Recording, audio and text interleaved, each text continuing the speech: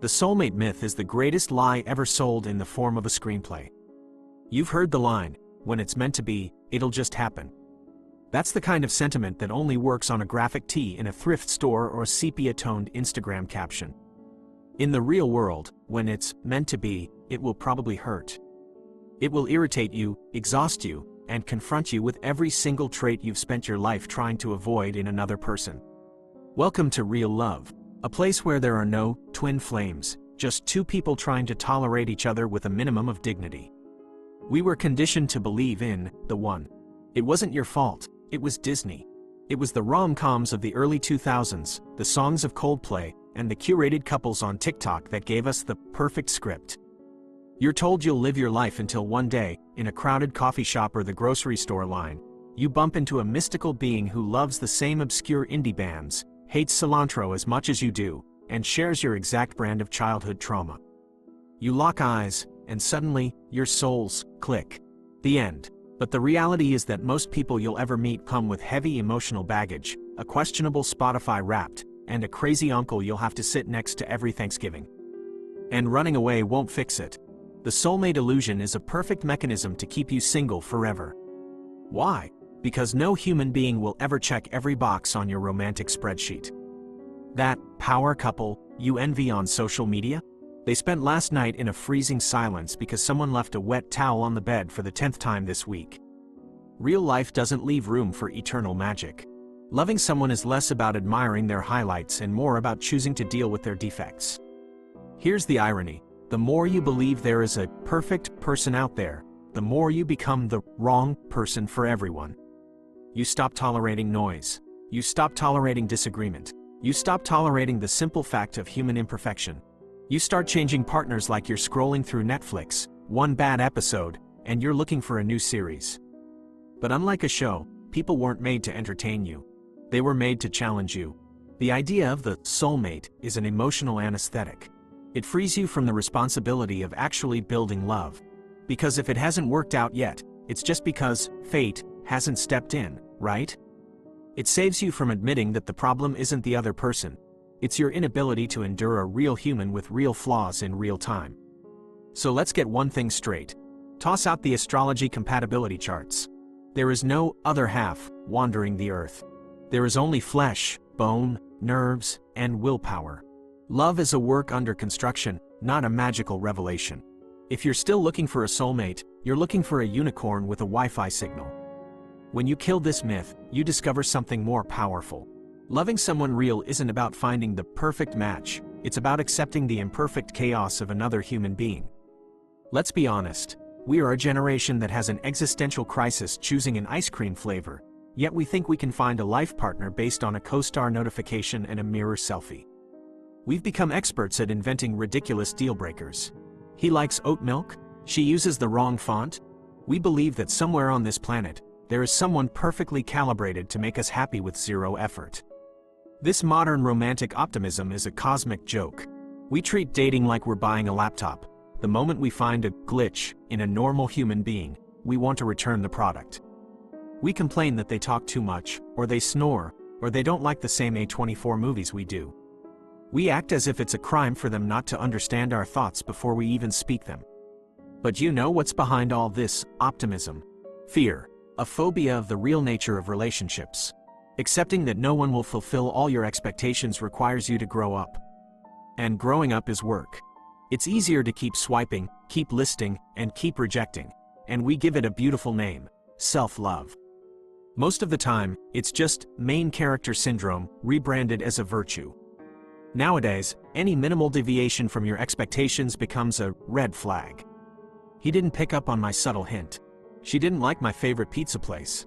He responded with a dry laugh emoji. The level of demand is so insane that love itself has given up on us. Social media has turned dating into a buffet of unreal possibilities.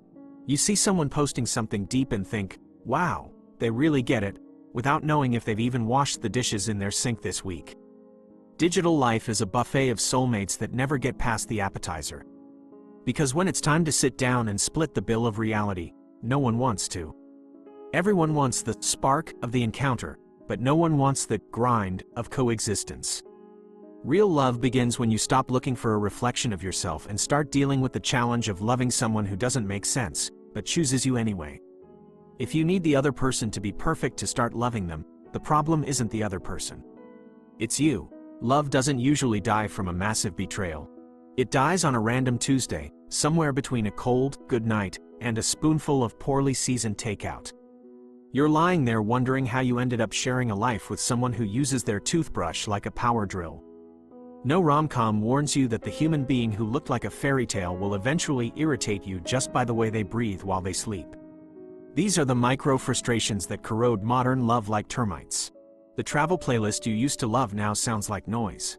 Conversation turns into logistics. Who's picking up the bread? Did you pay the electric bill? Did you see the dog threw up? Love becomes domestic crisis management with a touch of sarcasm. In the middle of these small tragedies, we think we chose wrong. We think there's someone more compatible out there who will understand us without us having to draw them a map. Guess what? They don't exist. Everyone has a package of quirks and failures that only show up once the trial period ends. That's not pessimism, that's maturity. The problem is that we were trained to believe that frustration is a sign of failure, when in fact it's just life saying, wake up. There will be a day you look at your partner and think, if they talk about their job one more time, I'm jumping out the window. And yet, you stay. Not out of masochism, but because real love is exactly that, enduring the boring parts and choosing to remain. Love is a daily act of micro-resistance. It's taking a deep breath when they make the same mistake for the 100th time. It's swallowing a sarcastic comment. It's understanding that happily ever after is a construction project, not a gift. The secret isn't finding someone who thinks like you. It's finding someone you can disagree with without wanting to cancel them. Fitting together is for Legos. A real relationship is made of two people who shape themselves through patience, intelligence, and a healthy dose of shared sarcasm. So, prepare the coffin.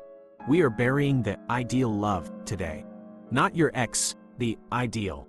That illustrious corpse has been haunting your relationships with promises of perfection and synchronized bliss. As long as you're chasing a perfect match, you're condemned to be an effective consumer, always waiting for the next emotional release to fix your life. But when you finally give up on perfection, something magical happens. You start to see real people. You stop demanding and start building. To love is to sign a contract with inevitable failure. It's saying, I know you will frustrate me, and I'm doing this anyway. We start relationships like job interviews. We hide our beta version bugs. We don't say, hi, I'm passive-aggressive when I'm hungry, or, I have abandonment issues that I disguise as being independent. But the truth always comes out. The only way this works is preemptive forgiveness. Not the mushy kind from a Hallmark movie, but the cold, lucid realization that things will go wrong. The other person isn't a system error, they are the system. And the system is buggy. You will be the villain in their story at some point. You will forget the important date. You will say the stupid thing. And they will too. Because we are all trying to build a home using broken tools we inherited from our own dysfunctional backgrounds. Real love is the only kind of love that has scars. It's the old sofa that's starting to sag, but it's the only place where you both truly feel at home. The next time you think about walking away because the spark is gone, take a breath. Maybe love is right there, in the collection of little things you choose to forgive every single day. Because only those who give up on the fantasy are finally ready to love.